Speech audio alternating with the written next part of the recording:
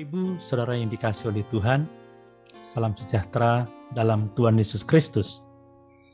Mari kita merenungkan firman Tuhan dari kitab Yunus pasal 1. Saya akan membacakan bagi saudara ayat 1 sampai ayat yang keempat. Demikian firman Tuhan. Datanglah firman Tuhan kepada Yunus bin Amittai, demikian. Bangunlah, pergilah ke Niniwe, kota yang besar itu.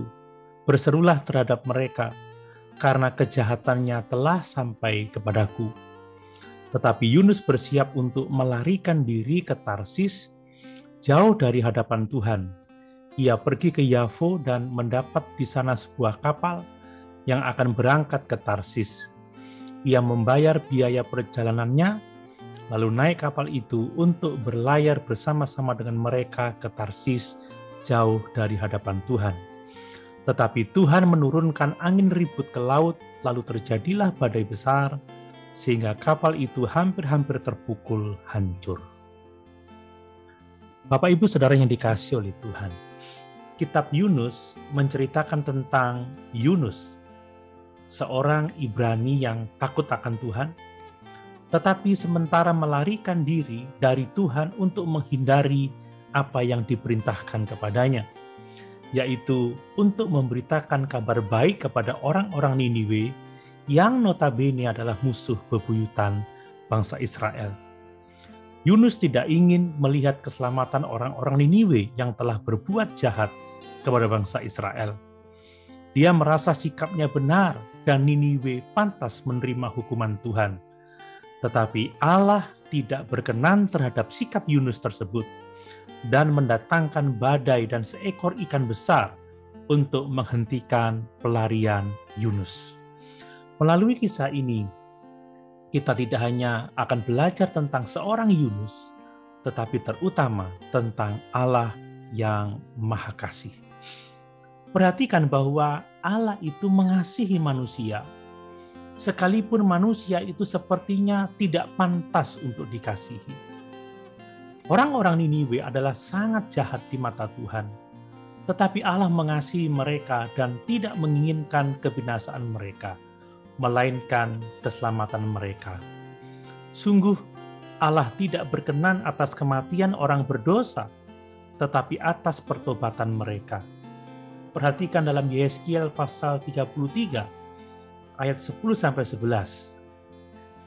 Dan engkau anak manusia, katakanlah kepada kaum Israel, kamu berkata begini, pelanggaran kami dan dosa kami sudah tertanggung atas kami, dan karena itu kami hancur. Bagaimanakah kami dapat tetap hidup? Katakanlah kepada mereka, demi aku yang hidup, demikianlah firman Tuhan Allah. Aku tidak berkenan kepada kematian orang fasik, melainkan aku berkenan kepada pertobatan orang fasik itu, dari kelakuannya supaya ia hidup. Bertobatlah dari hidupmu yang jahat itu. Mengapakah kamu akan mati, hai kaum Israel? Sungguh luar biasa kasih Tuhan atas manusia. Dan jelas di dalam 2 Petrus pasal 3 ayat yang ke-9 bahwa Allah menghendaki tidak ada seorang pun yang binasa. Perhatikan ayat ini. Tuhan tidak lalai menepati janjinya, sekalipun ada orang yang menganggapnya sebagai kelalaian. Tetapi ia sabar terhadap kamu karena ia menghendaki supaya jangan ada yang binasa, melainkan supaya semua orang berbalik dan bertobat. Kita juga membaca di Alkitab bahwa Allah mengutus Yesus untuk menyelamatkan manusia yang berdosa.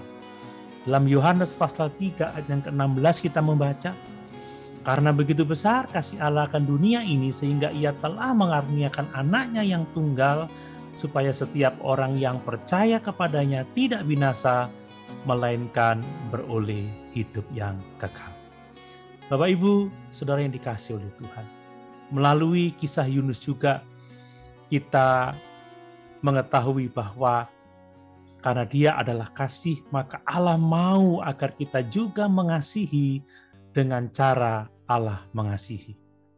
Saat Yunus menolak Allah untuk memberitakan kabar baik kepada orang-orang Niniwe, Allah sabar menuntun Yunus, memberi kesempatan berpikir dalam perut ikan, dan menyatakan alasan mengapa ia melakukan hal tersebut. Dengan mengasihi seperti Yesus mengasihi, maka kita menyatakan diri sebagai anak-anaknya. Kita harus dapat mengalahkan kejahatan dengan kebaikan, karena itulah yang dikehendaki Allah bagi setiap orang yang percaya kepadanya. Itu sebabnya karena Allah adalah kasih dan kita adalah anak-anaknya, tugas dan tanggung jawab kita adalah memberitakan kabar baik dari Allah kepada semua orang berdosa agar mereka percaya dan diselamatkan. Bapak, Ibu, Saudara yang dikasihi oleh Tuhan, karena Allah itu Maha Kasih, maka kita pun harus hidup di dalam kasih. Jangan bertindak seperti Yunus, lari dari Allah karena tidak ingin melihat orang lain diselamatkan, karena kita berpikir mereka pantas untuk dihukum. Tetapi dengan memahami bahwa kasih Allah sangat besar dan Allah ingin semua orang diselamatkan, mari kita hidup dalam kasih dan menyatakan kasih Tuhan kepada dunia, agar ada orang-orang yang dijangkau dan diselamatkan untuk kemuliaan Tuhan Allah kita. Haleluya. Tuhan Yesus memberkati.